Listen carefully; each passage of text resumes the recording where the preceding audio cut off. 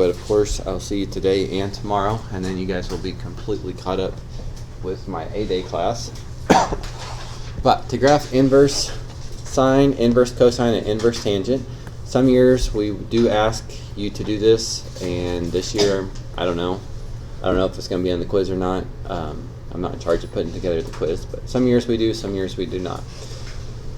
But if we do, it'll be those three graphs, no transformation changes, no phase shifts, nothing like that. You just need to know what the parent functions look like.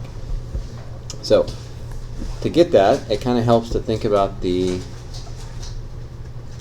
original three trig graphs. So if we know what sine looks like, and cosine,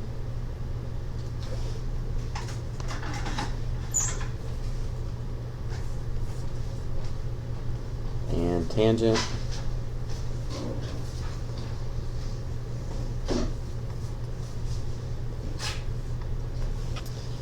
then we can use those to help us with these over here. Another thing that can be helpful, although I guess not 100% required, is that worksheet 1 that we did last class. The very first question is a big chart that asks you to state the domain and range of each of these. And then worksheet 2, that was the same question number 1. And then today, the optional quiz you guys picked up, worksheet 3, still question 1. We have, at least as long as I've been teaching pre-cal, like 11 or 12 years, that's always been on the quiz. So I think that should be good for you, because I think those are easier points to come by. But I say that to say that if you have these memorized or know where these come from, it's also going to help your graph. So the ranges we can talk about when we look at worksheet 2 with questions and how I remember that. But when I graph this guy, he should go as far left and right as -1 to 1, and as far up and down as -π/2 to +π/2. If it's less than those dimensions, then I didn't graph enough, and if it's more than those dimensions, I graphed too much. Also, if not yet, you will want to memorize the domain and range to inverse cosine. And again, in just a moment, that's going to help us with the graph.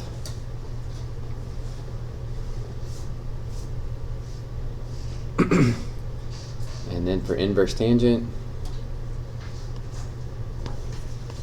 I remember his range is the same as the range of inverse sine, except that he can't include the endpoints, and his domain comes from the range of the regular tangent graph. So that's how I remember them. But if you know what sine, cosine, tangent looks like, and before the quiz you know domain and range of inverse sine and inverse cosine and inverse tangent and the other three, then I would think you would almost want these graphs to be on your quiz, because there's not much left to do. All we have to do is really understand inverse functions. So you could take any points you want to on the sine graph, like π/2, 1, and that means that the inverse would have a point at 1 π/2. Because remember, inverse just means you swap input with output. Then you could go over here and say, all right, 0, 0, switch x and y. Well, that's still 0, 0, but there's another point for my graph. I don't know, -π/2, -1 becomes -1, -π/2. And I guess you could graph a few other points within those, but just like this is not, well, I did a bad job. This is not supposed to be a straight line. There's supposed to be some curvature. Don't make this a straight line. Try to add some curvature to it. And that's it. That is the graph of inverse sine. No more, no less. And this is why I went ahead and wrote the domain and range down, because it's kind of a check. My graph's supposed to go from -1 to 1. It does. And it's supposed to go down to -π/2 and up to +π/2. Check. So if you know those, then you know kind of where you should stop. So I did not copy over pi 0 because that would give me 0 pi, which is outside of the range. That's how I know it doesn't exist as part of that graph.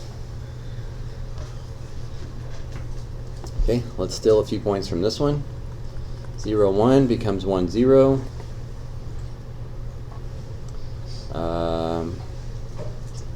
Pi over 2, 0 becomes 0 pi over 2. Pi negative 1 becomes negative 1 pi.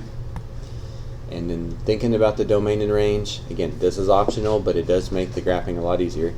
It's supposed to go up and down to 0 to pi, like my points are doing, and left to right, negative 1 to 1, like my points are doing. So I don't need any more points. If I go further left to right or further up and down, it would be incorrect. That's the entire inverse cosine graph.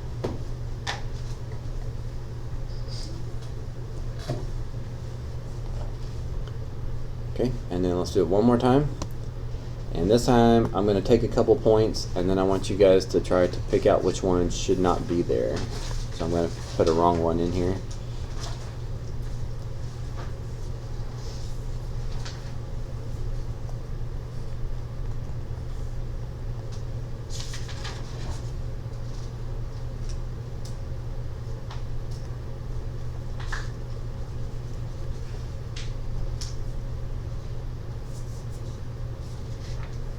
Okay, so of these 3 points, which one of all 3 of these, by the way, came from over here? 0, 0 switched, pi over 4, 1 switched, pi 0 switched, but one of these numbers shouldn't be part of this graph. Which one is it? Which one? 0 pi, because pi is, for a y value, is too big. The biggest y value is supposed to be pi over 2 here. So that's where it helps if you think about these things. So that was too much to copy. You might want to take another point though, like, I don't know, negative pi over, let's see, this would be negative pi over 4, negative 1, so negative 1, negative pi over 4.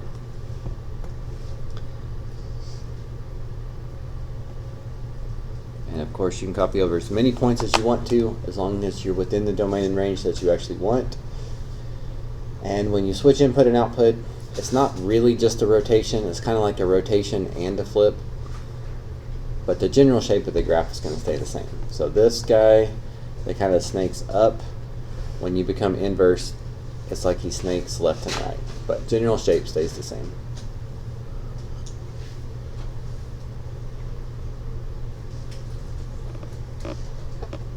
Okay, this is not a skill that we practice over and over and over again, because this is, if it's on the quiz, this is all we ask you. There's no extensions of this, no applications of this, just graphing inverse sine, inverse cosine, or inverse tangent.